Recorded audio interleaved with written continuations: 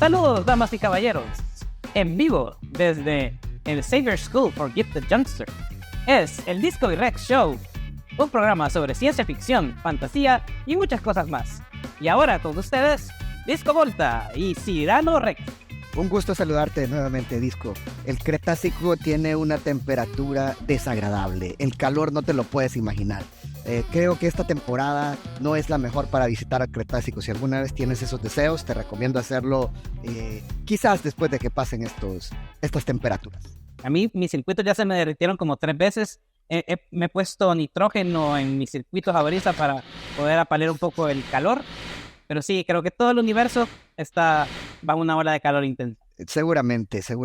Pero lo que yo siento que le está dando más que arder es algún par de trailers que he visto. Por ejemplo, el trailer de la segunda parte de House of the Dragon, basada en el libro The Fire and Blood de George R.R. Martin, que sigue esa historia tan interesante en Westeros y que nos narra de cómo los Targaryen consolidaron su dinastía, cómo se enfrentaron entre sí y la tan esperada Guerra de los Dragones, que en la primera parte solo quedó insinuada, pero no se desarrolló como lo hemos leído. Sí, creo que Martin tiene esta situación donde plantea un muy buen setup, o sea, es a fuego lento, literalmente, ya que estamos hablando de este calor, es a fuego lento que va calentando las situaciones, las tensiones. Toda la primera temporada creo que fue justamente generar esas causales de cómo va a haber este conflicto y el peso que tiene, esa guerra civil entre los dragones, ¿no? Sí, y bueno, literal y también figurativamente, ¿no? Porque los dragones son los Targaryens, que se autodenominan los dragones, así que un combate entre ellos mismos ya podría haberse considerado la danza de dragones.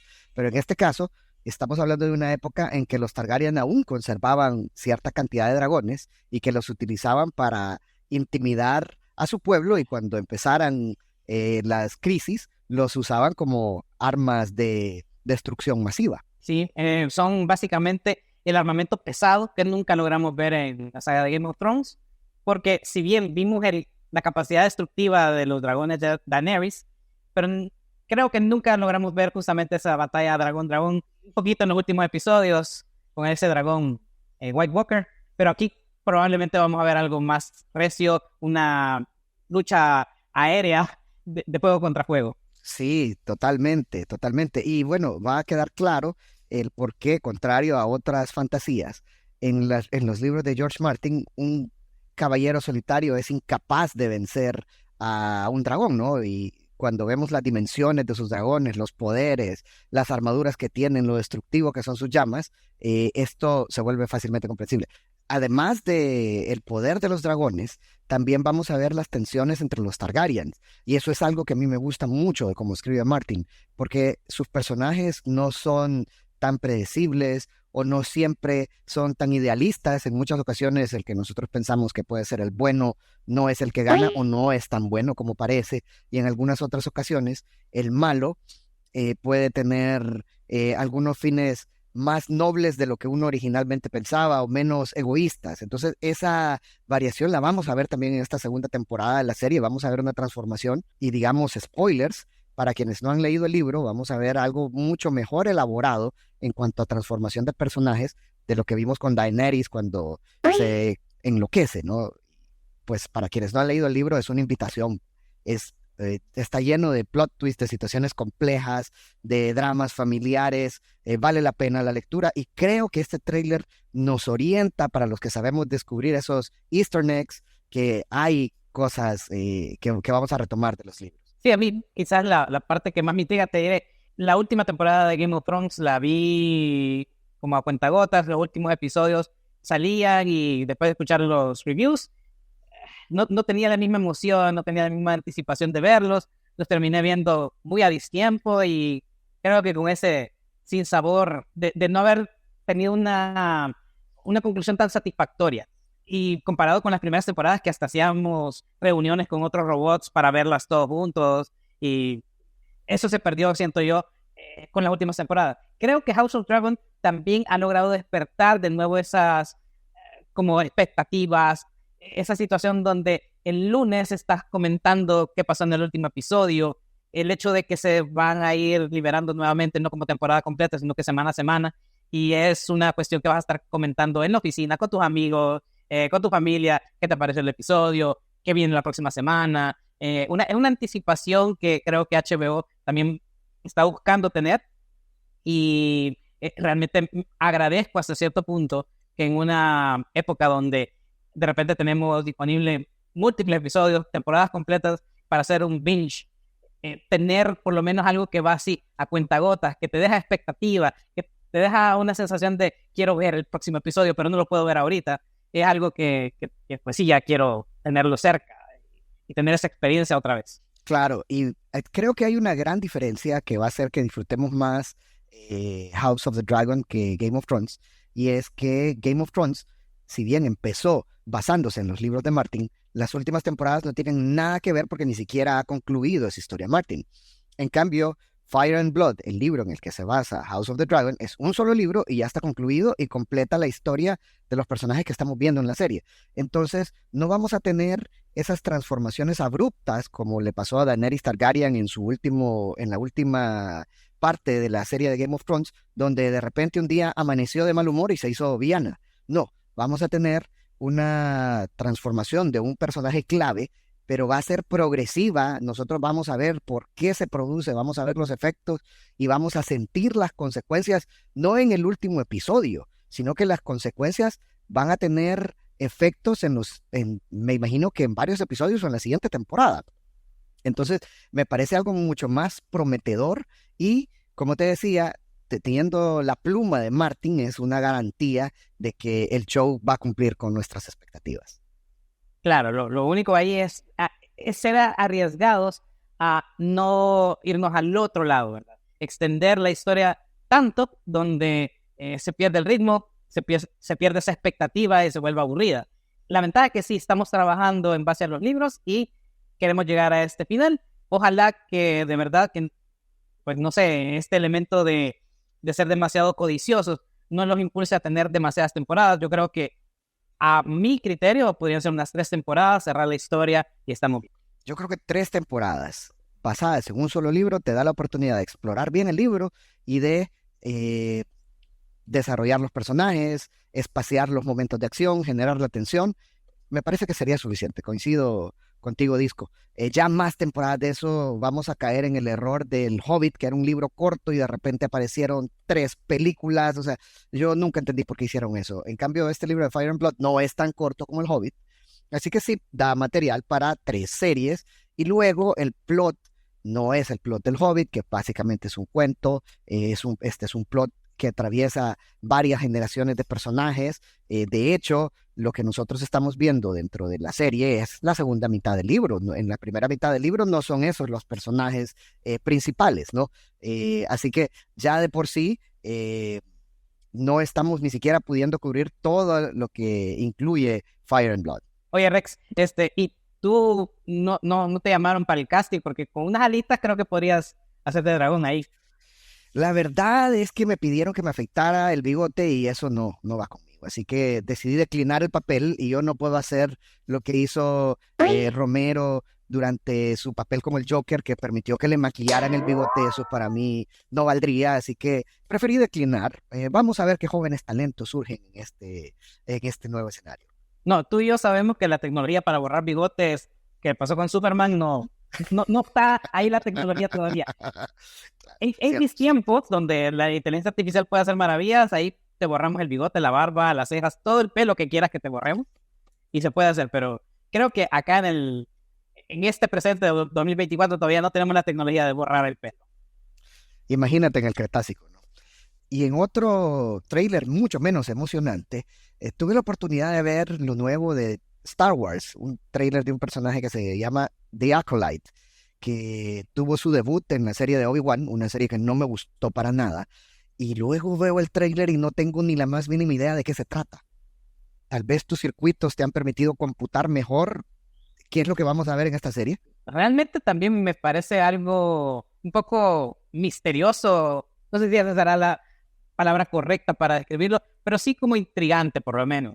Me da la sensación que esto es como un camino, digamos, paralelo a la formación Jedi. Es como un personaje que es sensible a la fuerza, pero que va a ser, digamos, influenciado más hacia el lado oscuro, como un aprendiz oscuro. Ojalá nos muestren algo diferente, porque yo creo que durante del episodio 1 al 3 ya vimos lo que es un aprendiz de la fuerza que estaba con buenas intenciones y que progresivamente evolucionó al lado oscuro. Entiendo que lo que imaginas tú es ahora un aprendiz de la fuerza que aprendió desde el inicio con los Sith o algo así, porque de lo contrario no le veo mucho sentido. No, correcto. Creo que ya hemos visto mucho de cómo es este entrenamiento Jedi. Desde algo, digamos, no tan completo con el entrenamiento de Luke a través de Yoda, hasta estos esbozos que hemos visto del entrenamiento ya más práctico, ¿verdad? Por ejemplo, Ahsoka dentro de Clone Wars, que fue algo más progresivo, o el mismo Anakin durante la trilogía de las precuelas, pero realmente ver cómo a alguien lo toman desde que está muy pequeño o muy joven y lo van formando, pero en esta fuerza oscura, en el lado oscuro, a dominar todos estos poderes de los Sith, me parecería más interesante, algo que realmente no hemos visto en detalle. Y realmente a mí, siento yo que últimamente gravito más hacia personajes que pueden tener ese conflicto de no ser buenos. Creo que es parte incluso de este gusto del Mandalorian, donde tenemos un personaje que es un poco antiheroico. Incluso ver el punto de vista de un villano me parecería más interesante. Sí, y en otro punto de la galaxia hay un trailer que me encantó, que me llamó mucho más la atención que The Acolyte, que es el de Alien Romulus. Otra fantasía espacial, pero que por lo poco que nos muestra el trailer me tiene muy intrigado, ya que noto el retorno a las raíces de Alien 1. Alien 1 empezó como una película de terror en el espacio, luego la segunda parte, Aliens, evolucionó para convertirse en una película de acción en el espacio, y ese ha sido el ritmo que han seguido la mayor parte de las entregas de Aliens, ¿no? Acción en el espacio. Pero esta Alien Romulus, le veo ese ADN, esa idea original de que los aliens son algo monstruoso, de que son algo a lo que tenemos que temer, algo que acecha en la oscuridad y que te salta de repente. Entonces, me gusta muchísimo lo que vi en el tráiler, sin mencionar de que el director es Fede Álvarez, a quien yo he visto varias películas y admiro, porque la mayor parte de las películas que he visto me gustan bastante, así que creo que tenemos un director capaz de origen latino que puede hacer un buen trabajo en revivir esa franquicia que la ha pasado muy mal. Sí, y estoy de acuerdo con eso. Te diré, el trailer sí tiene un feeling, una sensación que se ve atractiva. Creo que también lo visual rescata mucho de esta combinación entre lo que vimos en la sensación que da la primera película de Aliens, pero también con estos acabados más minimalistas, más estéticos que hemos visto incluso en las entregas de Prometeo hacia acá. Sin embargo, te diré, aunque el trailer se ve muy bien, yo todavía mis expectativas las tengo bajas. Siento que aun cuando la saga de Aliens ha tenido el apoyo de buenos directores, eso no ha sido necesariamente una garantía para tener calidad en las películas. Creo que a veces la conexión que puede haber entre la estética o la visión de un director muy reconocidos no necesariamente se traduce a una muy buena película en esta franquicia. Le vamos a dar el beneficio de la duda, pero creo que nuevamente, como me pasó con Game of Thrones, que recién hablamos, las últimas películas de Aliens o de este concepto de Prometeo y de este mundo expandido, incluso de las peleas contra los depredadores, se me han vuelto algo con un sinsabor. No me emociona necesariamente irlas a ver en pantalla grande, no me emociona tanto irlas a ver en estreno. Son cosas que si puedo verlas perfecto, si no, tampoco.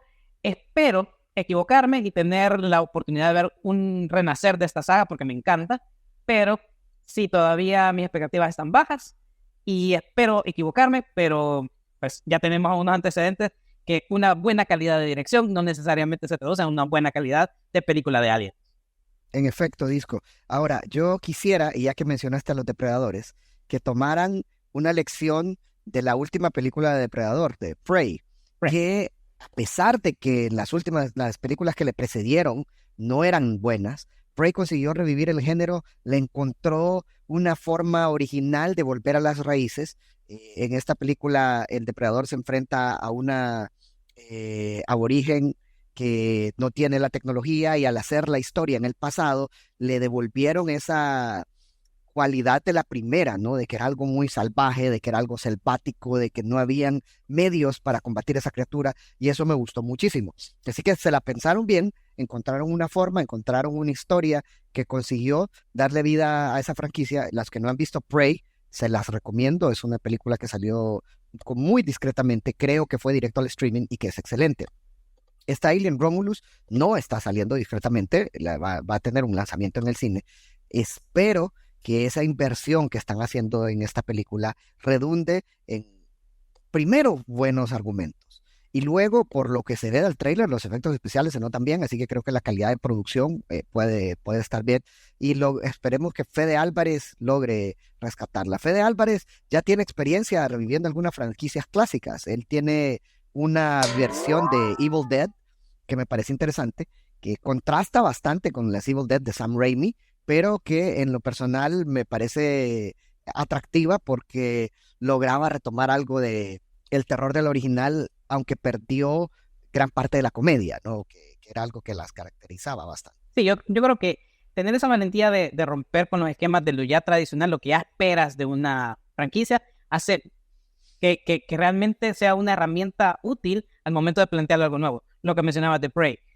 Vuelven a sus raíces, pero con otra vuelta de tuerca ahí, ¿verdad? No son militares con armamento un poco arcaico para el armamento que trae el depredador, pero pues son peleadores entrenados.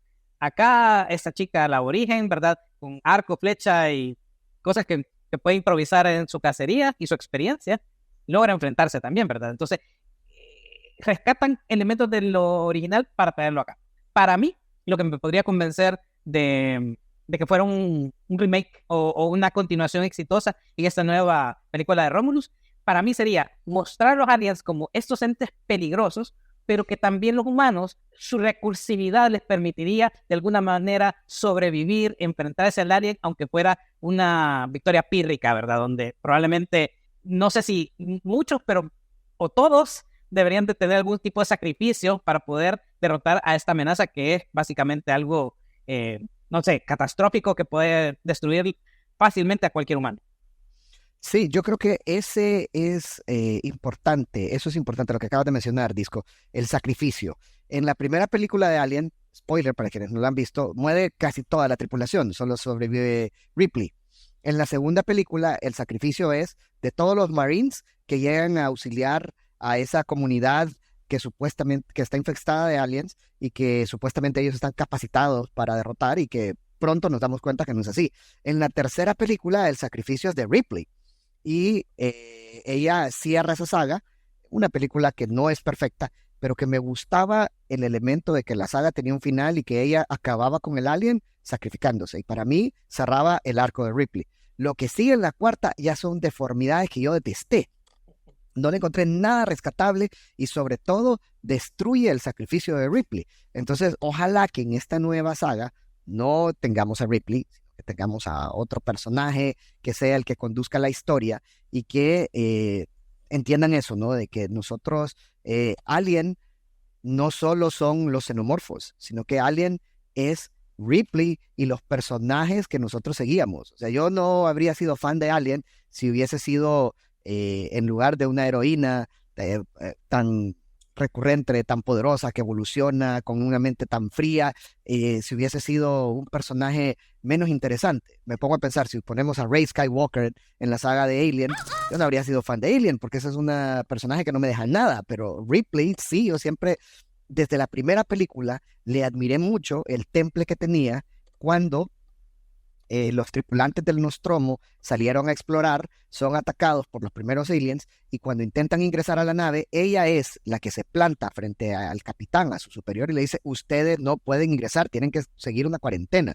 Entonces ese temple a mí me gustó y lo mostró a lo largo de la serie de películas, ¿no? Siempre era una persona pragmática. En la segunda película ella lucha por la chica, con todo lo que tiene, es una persona que sabe cuándo ser entregada y también sabe cuándo hacer sacrificios, ¿no? Y en la primera película ella estaba dispuesta a que el resto del Nostromo permaneciera fuera para no poner en peligro a la población del Nostromo que no había sido expuesta a los aliens. Some of you may die, but it's a sacrifice I am willing to make. Que al final habría sido la mejor decisión porque los aliens no se habrían colado, sin embargo no tendríamos estas películas tan interesantes. Entonces ahora lo que a mí me gustaría ver no solo sería ver aliens, sino que ese elemento humano no tiene que ser Ripley, que espero no sea Ripley, pero que sea cautivador y que podamos decir, no, sí, me identifico con este personaje toma decisiones, tiene defectos, tiene virtudes y realmente hace lo mejor que puede y conduce la historia. No solamente es un personaje que es conducido por las circunstancias a su alrededor, sino que tiene lo que se llama en el mundo de la escritura agencia. Sí, definitivamente. Es una personaje valiente. Recuerdo haber leído en algún artículo que esa relación con Newt en la segunda película es porque develan que la hija propia de Ripley ha muerto en el tiempo que está en esta hibernación y por ende hay como esta pérdida, ¿verdad? Entonces es como que es su hija adoptiva y esos sentimientos se reflejan ahí, ¿verdad? Un elemento maternal que es poco explorado como una fortaleza en muchas de las películas de acción, ¿verdad? A veces cuando una personaje femenina tiene una hija o un hijo, son protectoras, pero se vuelven también como víctimas. Son diferencias que podemos ver en este personaje o en Sarah Connor protegiendo a su hijo. Entonces, cuando vuelvan estas cuestiones, estas características femeninas, pero que le dan fortaleza al personaje para ser más fuerte, más aguerrido, entonces ahí creo que son elementos muy secundarios, pero que le dan fuerza a estas películas clásicas. Son giros de guión, son detallitos que construyen al personaje muy bien. Sí. Oye, antes, ¿sabes una trivia? Dime. Para los androides, la saga de Aliens es una de las más interesantes porque marca un periodo de tiempo en los androides donde los androides trabajaban con leche. Entonces era un mundo donde tú podías tener un montón de androides corriendo por todos lados y si te daba sed, pues le podías un vaso de leche y solo sacaban así como una manguerita y te daban. Me estás hablando de algo que no entiendo porque en el Cretácico los dinosaurios no conocemos la leche, así que algún día espero a través de alguna fisura temporal poder conocer a qué sabe la leche porque hay unos seres minúsculos que se llaman mamíferos que parece que producen leche, pero aquí en las criaturas importantes del Cretácico no conocemos de eso tan primitivo. Vas a ser el primer dinosaurio en probar la leche. De acuerdo. Pero sí, hay una mamá importante en X-Men 97, ¿no? Definitivamente. Bueno, lo primero, quiero decirles a todos los que estaban esperando con ansias X-Men 97 que los 3 capítulos que están a la fecha en Disney Plus no decepcionan. Han conseguido rescatar la esencia de la serie. La animación es relativamente más simple, pero me gusta, es una animación bien hecha. También me gusta que modificaron la intro, pero conservando el espíritu original, es decir, Magneto sale con su nuevo traje, el alienígena desconocido ha sido removido de la introducción. Ahora aparecen otros personajes en su lugar y vamos a hablar con spoilers de la serie, así que para aquellos que no han visto la serie, se pueden saltar este espacio y luego retomamos con otro tema, pero creo que X-Men 97 vale la pena que la vean inmediatamente. Sí, yo igual coincido. Creo que una de las cosas más valiosas de esto es que sí se siente como una continuación directa de algo que quedó en pausa por más de 20 años. Es un hito, ¿verdad? Es un logro bastante importante que creo que refuerza 2 cosas. Uno, realmente quienes escribieron estos nuevos episodios definitivamente encontraron de alguna manera de canalizar el espíritu de la serie original. Pero también creo que es un punto a favor de la serie original, que no era una serie simplona, no era una serie que era para niños específicamente o que no tuviera peso. Creo que marcó la juventud o la niñez de muchas de las personas que la lograron ver por eso, porque no hacía tantos compromisos. Creo que mostraba las historias originales que leíamos en los cómics de manera, sí, adaptada, adecuada para un episodio de televisión, pero creo que los temas en general los mantenía y eso, que todavía sean relevantes 20 y tantos años después, es un hito, porque realmente creo que el tema, digamos, la situación del ambiente que genera la serie con este revival sigue siendo el mismo. Estoy de acuerdo. Y es que cuando se puede adaptar una buena historieta de cómic, cuando tienes para escoger décadas de historietas, realmente solo tienes que seguir los puntos principales y conservar el espíritu. Obviamente, uno no puede incluir todos los detalles que están en el cómic porque no todos funcionan al trasladarlo a una serie animada. Sin embargo, varios sí funcionan y si se consigue conservar el espíritu de esos cómics, se pueden conseguir historias muy buenas, que fue lo que hizo la serie del 97. Para mí, hasta la fecha, la mejor interpretación de Dark Phoenix Saga la hicieron precisamente en la serie animada, porque en las películas nunca han logrado rescatar ese espíritu y la serie animada lo hizo.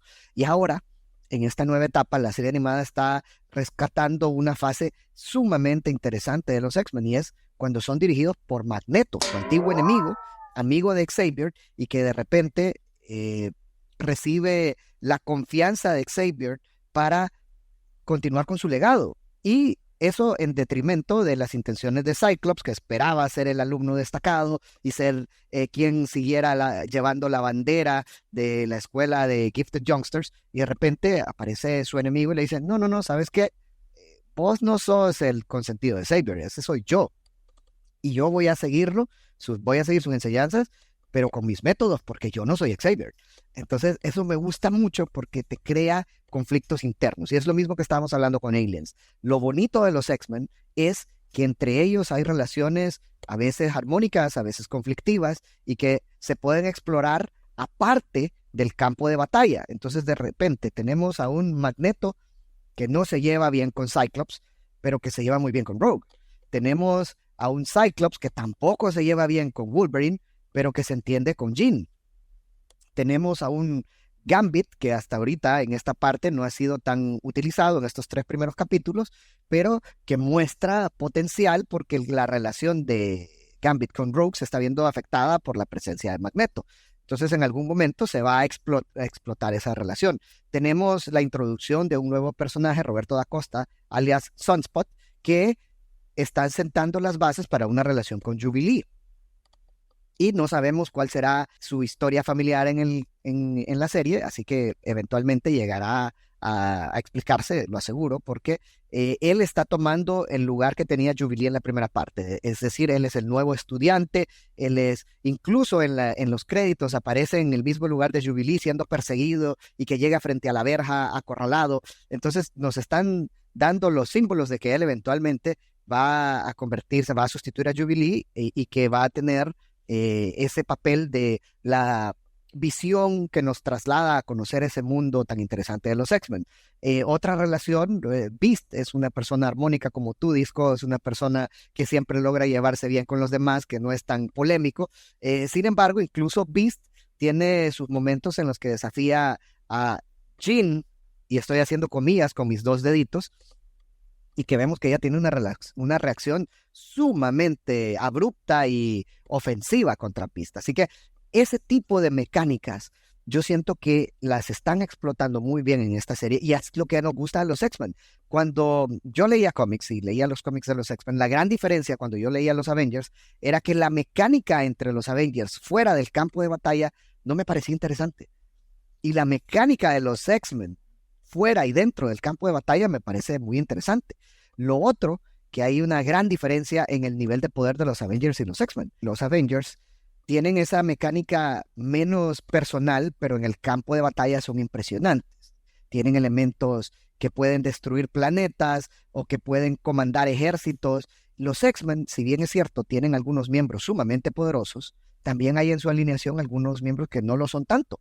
Y son derrotados con más frecuencia que los Avengers, tienen que esforzarse también más durante sus peleas. Ellos continuamente practican en el Danger Room cómo coordinarse, y esa es otra cosa que los diferencia. Yo a veces siento que los Avengers cada uno lucha por su lado. De hecho, la batalla de Nueva York lo ilustra muy bien, que el Capitán América le dice, Thor, tuve por acá, Iron Man, tuve por acá, Hulk, Smash, o sea, pero a cada uno lo divide para que cubra un frente, y ellos son lo suficientemente poderosos como para poder hacerlo. En cambio, los X-Men trabajan mucho en coordinación durante el campo de batalla, y eso me parece interesante, ¿no? Porque desde ataques especiales como el Fastball Special, en el que lanzan a Wolverine para que con sus garras ataque a un objetivo que se encuentra a distancia, desde cómo se combinan los poderes de Bishop con los poderes de Cyclops, los poderes de Gambit con Wolverine, que le llena de energía cinética sus garras. Eso no lo vemos frecuentemente en los Avengers. Y eso solo se logra porque ensayan, practican en el Danger Room y porque encuentran esas sinergias que les permitan derrotar a sus enemigos, porque no siempre tienen los elementos para hacerlo. De hecho, en el segundo episodio vemos que los X-Men tienen muchos problemas para derrotar al Executioner, que es un humano que no tiene más que tecnología y mucho entrenamiento, pero no sería un rival al que yo podría suponer representa un peligro para Hulk o para Thor. Pero a los X-Men, a varios de los X-Men los puso en aprietos. Claro, no, y creo que es lo que tú mencionas. Realmente estas escenas de acción, cuando ves cómo combinan los poderes, que entre líneas justamente es reflejo de ese entrenamiento que tienen, pero también esa sinergia, lo que también mencionabas previo, es una sinergia que la tienen por cómo son sus personalidades, cómo se relacionan entre sí. Entonces, no todos son amigos, no todos se llevan exactamente bien, algunos incluso están teniendo problemas personales entre ellos, pero esa diferencia, que de alguna manera algunos de ellos funcionan muy bien, otros no tan bien, pero de alguna manera logran coordinarse para lograr los objetivos, pero con un esfuerzo extra. Entiendo yo que es parte de ese gusto de los X. Y estaba computando que tenemos realmente temas interesantes con lo que veníamos hablando al inicio del show. Cuando mencionabas que una de las mejores adaptaciones en la serie es la Dark Phoenix Saga, si tú ves el meollo del asunto, el clímax de esa historia es un sacrificio. Por eso creo yo que conecta también con nosotros, porque logramos entender que Jean se va a sacrificar y por lo menos en ese momento de la historia pensamos que va a ser algo ya final y cómo lo sufren todos sus compañeros. Y por otro lado, creo que también el hecho de fortalecer a estos personajes a través de esas relaciones, de ese interés. O sea, lo poco que vimos de cómo afecta la relación entre Magneto y Rogue a Gambit, que es una escena cortita, pero ya nos plantó que ahí hay algo, ¿verdad? Y me interesa saber cómo va a reaccionar más adelante. ¿Qué es lo que esa semillita va a generar en posibles nuevos episodios? Y por cierto, estaba viendo que está esperada para hacer una temporada relativamente corta, creo que van a ser 10 episodios nada más. Wow. Bueno, lo importante para mí no es cuánto dura una serie, sino qué tan impactante es su historia. Así que lamento que sea tan corta, porque cuando nosotros esperábamos la serie de los X-Men original en los 90, esos sábados en la mañana, eran temporadas de 24 episodios, así que teníamos muchísimo más material que disfrutar.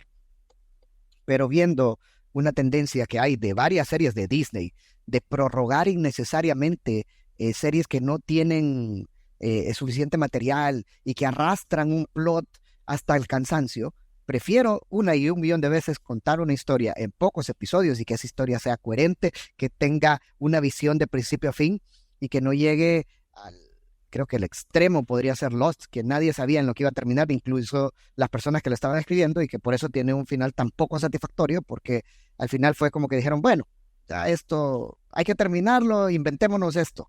En cambio, cuando uno tiene una visión de cómo evoluciona una serie que a mí me encanta, que es precisamente Breaking Bad, uno ve la evolución de los personajes que te llevan de un punto A a un punto B coherente. Los desafíos de los personajes tienen sentido, las respuestas de los personajes no nos sorprenden porque conocemos cómo actúan, sino que nos identificamos con ellos.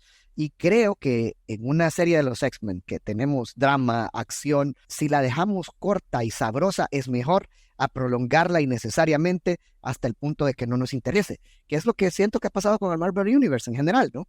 Que cuando terminó Endgame, para mí empezó una etapa de decadencia que todavía no ha podido superar, salvo alguna que otra película muy esporádica. Ha sido un universo que para mí no tiene ningún interés. Rex, de acuerdo con esto último, pero tengo un punto que te voy a objetar. Cuéntame. Yo estoy de acuerdo que Lost literalmente se perdió por un tiempo ahí entre la segunda, tercera temporada, no tenían rumbo. Pero el final, creo yo, y espero tener la oportunidad de hablarlo en algún momento, yo siento que el final es muy bien logrado, simplemente es uno de los finales más malentendidos por el público en general. Yo he escuchado muchas críticas, muchos comentarios acerca de lo que la gente interpreta que es el final, y yo creo que no es lo que representaba el final en realidad, pero lo vamos a poner un asterisco ahí, ¿verdad? Un pin para regresar a ese punto en algún momento, porque sí, Lost es una de mis series favoritas y entiendo las críticas, creo que son valederas la mayoría, pero la del final definitivamente creo que está mal interpretada, creo que es una confusión ahí un poco entre el significado, el fondo y la forma, pero espero poder dar mi opinión más a las anchas en otro episodio. Si quieren escuchar mi opinión, por favor, dejen en los comentarios y podemos expandirla en un nuevo episodio. Por supuesto, por supuesto. Estoy seguro de que habrá quienes quieran escucharla, así que esperamos sus comentarios. Los X-Men también tienen muchísimo más de lo que podemos hablar. Podríamos hablar en algún momento de las películas, de las adaptaciones, pero sigo insistiendo, esta adaptación de la serie animada para mí es la que mejor rescata la esencia de los personajes. Otra cosa que me gusta muchísimo y son las voces. Hemos hablado de la calidad de animación, hemos hablado de la historia, pero la mayor parte de los actores de los X-Men han regresado para darle voces a los personajes y se siente, ¿no? Me encanta escuchar esa voz rasposa de Wolverine, me encanta escuchar ese inglés afrancesado de Gambit, que a veces no conoce bien el sujeto del predicado y los alterna de formas muy divertidas. El acento sureño tan fuerte de Rogue es una cosa divertida. Y la voz de Storm, esa voz que comanda y que se siente imponente, ¿no? Tiene esa característica que tiene el Capitán América, que es una voz que cuando la escuchamos no la podemos cuestionar. Algo que quisiera poder hacer Cyclops, por ejemplo, pero que Cyclops, al ser un tipo tan correcto, tan rígido, tan cuadrado, no siempre obtiene la obediencia deseada, ¿no? Porque muchas personas lo ven como demasiado mandón. Sí, yo creo que va a ser muy interesante justamente este desarrollo de Cyclops, porque uno de los puntos medulares que ya vimos en estos primeros 3 episodios, el nacimiento de su hijo, Ethan Summers, y la aparición de esta versión alterna de Jean Grey, que obviamente va a ser una bomba en ese ámbito familiar. Los que tenemos referencia de los cómics sabemos más o menos por dónde va esta historia, y me parece una parte interesante del personaje, porque he escuchado y he leído muchas opiniones acerca de que este es como un renacer de los Boy Scouts, ¿verdad? Cyclops, en comparación con Wolverine, siempre ha sido chico bueno, ¿verdad? El favorito del profesor X, el alumno laudeado y siempre premiado, que siempre obedece y todo lo hace by the book. Pero creo que en esta parte de su relación con Madeline Pryor y con Jean Grey, me deja realmente un poco defraudado su eje moral, por lo menos en los cómics. Vamos a ver cómo lo desarrollan en la serie, pero definitivamente le da un matiz diferente a Cyclops. Lo hace menos unidimensional y le permite jugar con esa sensación de que pues no es solo un chico bueno, no es el chico obediente siempre, tiene sentimientos. Yo siento que su debilidad es justamente esta parte como del corazón, de la parte del desarrollo sentimental, porque por lo menos en los cómics, posteriormente en la serie con Morrison, obviamente hay un desarrollo ahí con otra persona que se mete en esa relación y que abona a la personalidad de Cyclops. Entonces yo creo que vamos a tener la oportunidad de ver en esta serie un desarrollo de personaje donde pasamos de verlo como este chico bueno, un poco soso, a alguien más complejo a nivel emocional, pero también a nivel como de sus motivaciones. Eso le hace falta a Cyclops. Creo que muchos de los fans de los X-Men siempre sintieron esa contraposición de la persona correcta con el espíritu salvaje de Wolverine, con el cual yo me identifico más. Esa persona que no le aguanta a nadie, que está lista para protestar cuando es necesario, que no le teme a la autoridad, que no le teme a las consecuencias, que puede dejarlo todo en cualquier momento, y que la única razón por la que sigue con los X-Men es porque está enamorado de la esposa de su amigo. Bueno, no de su amigo, de la esposa del líder del equipo, que de no ser por eso, él ya se habría ido. Y de hecho hay un momento muy bueno en el primer capítulo en el que Wolverine se le acerca a Cyclops y le dice el mensaje más hiriente que puede, y es que lo peor que pudo haber pasado después de la muerte de Xavier no es que Magneto nos esté liderando, es que vos nos estés liderando. ¡Qué terrible! O sea, creo que encima de hacerle sentir mal por la muerte de su maestro, lo hace sentir mal por lo inadecuado que es para liderar el equipo. Entonces eso me parece tan vil, pero tan Wolverine, ¿no? Ser capaz de herirte donde más te duele y no tener reparo y luego dejarte a mitad de la conversación e irse. Eso hace que Wolverine resuene con muchos de nosotros, que a veces quisiéramos ser un poco más sinceros, que a veces quisiéramos reaccionar y poder decir no con facilidad, reaccionar y protestar cuando somos sujetos de injusticias. Y muchas veces, por ser muy educados o por ser muy correctos, nos las quedamos callados. Y Wolverine no es eso. Wolverine estalla y no le importan las consecuencias. En cambio, Cyclops siempre ha sido la persona de que antes de actuar, mide las consecuencias, busca lo que es mejor para el equipo, se equivoca como todos, pero sus intenciones son buenas. Pero en este caso, estamos viendo que lo que le están planteando al personaje de Cyclops son un montón de dudas, porque ni siquiera supo que no estaba con su esposa, no sabe quién es su esposa, no sabe si es Madeline Pryor, no sabe si es Jean Grey, no sabe desde cuándo una fue sustituida por la otra. Entonces, y encima de todo, la máxima duda es que no fue elegido para liderar el equipo del cual forma parte desde sus inicios. Entonces, esa crisis existencial de Cyclops sin duda va a ser una parte que va a ser explorada en los capítulos futuros y que va a hacernos evolucionar el personaje.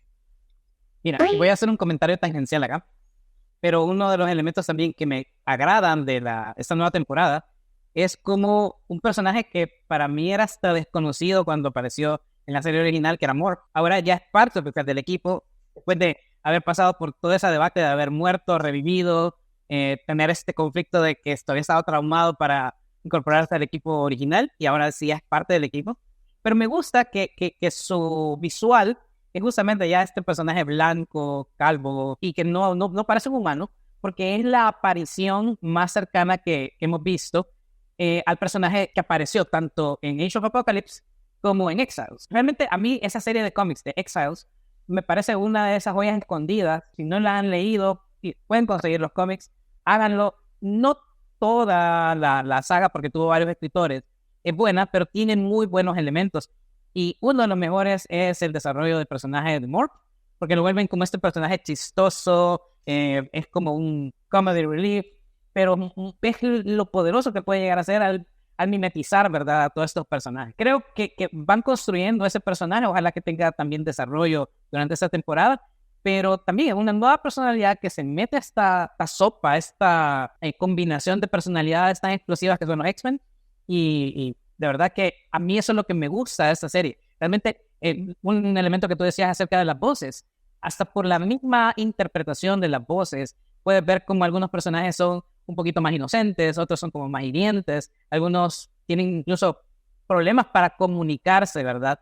Y eso refleja no solamente esa interpretación, sino que cómo es el personaje, ¿verdad? Son más callados, son más apartados, otros son más comunicativos, otros tienen pues algunas asperezas entre ellos, y eso de verdad que afecta el trabajo como equipo, pero pese a eso tienen que funcionar como un equipo. Sí, Morph es algo que a mí me agrada bastante en un aspecto y en otro aspecto me desagrada, y te cuento. La personalidad de Morph, 100% de acuerdo. Es el comic relief que necesitamos, pero no es un comic relief tan inocente, es un comic relief malicioso. Le gusta reírse de las cosas que te duelen. Le gusta hacerle burla a Wolverine porque Cyclops está con Jean. Le gusta hacerle burla a Gambit porque Magneto y Rogue pasan mucho tiempo juntos. Entonces, él no es un comic relief bien intencionado. Algunas veces se le nota ese sarcasmo y es duro con sus amigos, pero hay algo que no me gusta de Morph, y no es sobre su personalidad ni sobre su diseño como personaje. A mí lo que no me gusta es que mimetice a otros mutantes y que pueda adquirir esos poderes. Entonces, básicamente eso lo vuelve indestructible, ¿no? Porque si va a recibir un ataque físico, se convierte en Colossus o incluso en Juggernaut. Si puede hacerse Colossus, puede hacerse Juggernaut y ser imparable. Si va a recibir un ataque mental, se convierte en Jean o se convierte en Emma Frost. Entonces, para mí, el atractivo de esos personajes y que lo que le hace más interesante, esos personajes que toman otras formas, es lo que pueden hacer al adoptar esas formas fuera del combate. Cómo pueden engañar a los demás, como lo hace Mystique, ¿no? Que Mystique crea todo el problema de Days of Future Past porque adopta la forma de Gambit para asesinar a un senador, y eso inculpa a los X-Men en la muerte del senador Kelly y trae una serie de consecuencias, y ella no lo hace manifestando los poderes de Gambit, lo hace tomando su forma. Entonces a mí me gustan más esos personajes que pueden infiltrarse, que pueden adoptar la cara de los demás, pero sin que tengan esos poderes. Y eso no me gusta para nada de Morph. Hay una escena en el primer capítulo en el que toma la forma de Lady Deathstrike y que cuando yo lo vi transformado en Lady Deathstrike, yo pensé algo totalmente distinto. Y es, en este momento, Lady Deathstrike se ha unido a los X-Men. Y el hecho de que ella esté atacando a los humanos tan violentamente va a deteriorar la imagen de los X-Men porque los va a hacer ver tan malos como Lady Deathstrike. Entonces, esos segundos que me duró la ilusión antes de que se convirtiera en Morph, me parecieron que le habían dado un giro a la historia que, no, esto se descontroló. Si los mutantes villanos empiezan a combatir a estos humanos, va a ser catastrófico para la imagen pública de los X-Men. Y luego, pues, eso no terminó en nada porque era Morph adoptando esa forma. Entonces, esa parte de que él pueda hacerlo no me gusta tanto, te lo confieso. Sí, o sea, puede tener ese factor negativo. Y yo creo que le pegaste al punto de uno también de los puntos más atractivos de los X-Men. Y los X-Men no tienen este respaldo de ser reconocidos como héroes, de que el público los va a perdonar si cometen de repente aquí un pequeño error. Rescatamos a 500 personas, pero una murió. Pues, está bien. No, acá ellos son estos entes que la sociedad les teme, están sabedores que hay mutantes malos que quieren atentar contra la humanidad, y como no son fáciles de reconocer, cualquier cosa, por mínima que sea, que hagan mal, el público se los va a reclamar, y puede ser un desastre a nivel de todo este trabajo que están haciendo por aceptación. De una línea muy fina la que caminan los X-Men para hacer las cosas en público y todavía tratar de manejar una buena percepción pública de su labor. Es como tratemos de derrotar a estos entes poderosos que quieren aniquilar a la humanidad y todavía vernos bien mientras lo hacemos, ¿verdad? Es un elemento que los X-Men lo tienen desde sus inicios y se mantiene en esta serie, y creo que es uno de esos puntos, como bien mencionaba, que los diferencian de otros héroes como los Avengers. Claro, y es que al comparar los Avengers están llenos de seres superpoderosos, pero las personas comunes y corrientes les ven con admiración porque los Avengers adquirieron sus poderes de otras formas, tienen otros orígenes y no son una evolución del ser humano. En cambio, según los cómics, los X-Men y todos los mutantes son la evolución del Homo sapiens y están destinados a sustituir al Homo sapiens de la Tierra. Entonces, yo no tengo por qué tenerle miedo al Capitán América, que es un Homo sapiens que recibió sus poderes por esteroides, pero yo sí le tengo que tener miedo a alguien como Morph, que es el siguiente paso que va a venir a desplazar a la humanidad a la cual yo pertenezco y que por supuesto no me quiero extinguir. Entonces yo miro a los X-Men con resentimiento, con odio, porque así miro a todos los mutantes, sean buenos, sean malos, son los rivales evolutivos, son la competencia que tienen los humanos con la evolución. Y de eso te puedo hablar mucho, porque como tiranosaurio te voy a decir, los alosaurios nos resentían. A ellos no les gustaba que hubiera una nueva especie de depredador que ocupara su nicho, pero eventualmente los desplazamos. Y eso es lo que teme la humanidad. Dentro de unos años la humanidad no va a existir. Los pocos seres humanos van a ser una minoría relegada y lo que va a dominar el planeta van a ser los mutantes. Entonces eso genera envidia, genera odio, genera resentimiento, y no importa qué tan heroico seas, si sos identificado como la categoría de mutante, sos enemigo de la humanidad para muchas personas que no tienen visión de lo que es la evolución. Ese es un problema que no tienen los Avengers, ¿no? Nosotros vemos a Thor y decimos, bueno, este es un dios estelar que viene de otro mundo y que no viene a sustituir a la humanidad. No es una nueva raza de seres que nos está desplazando de nuestro nicho evolutivo. En algunos años, la humanidad en el mundo Marvel ya no va a ser quien controle el planeta, sino que va a ser los mutantes. Y de hecho, hasta hay una saga muy buena que se llama Tierra X, que en algún otro momento la comentaremos, que trata sobre eso, ¿no? ¿Qué pasa cuando en la Tierra ya no existen los humanos, sino que la evolución llegó a tal punto que el único ser humano que sigue sobre la Tierra es Tony Stark? Correcto. Oye, por cierto, esa situación con los alosaurios que los discriminaban a ustedes, es lo que te llevó a formar a los X-Men, ¿verdad?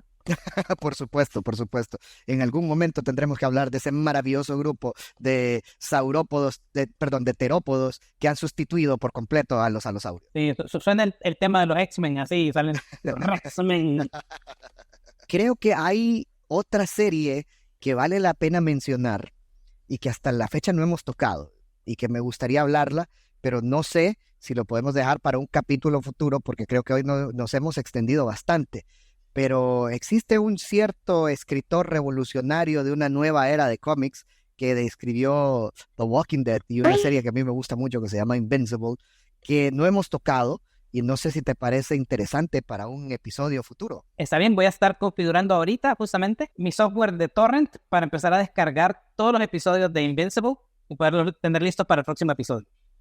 Me parece muy bien, Disco. Bueno, creo que el calor está derritiendo esta primitiva cámara picapiedresca, así que tendremos que continuar esta comunicación en otro momento. Sí, me parece. Les agradecemos a todos por su atención y espero nos acompañen en el próximo episodio. Hasta la próxima. Saludos.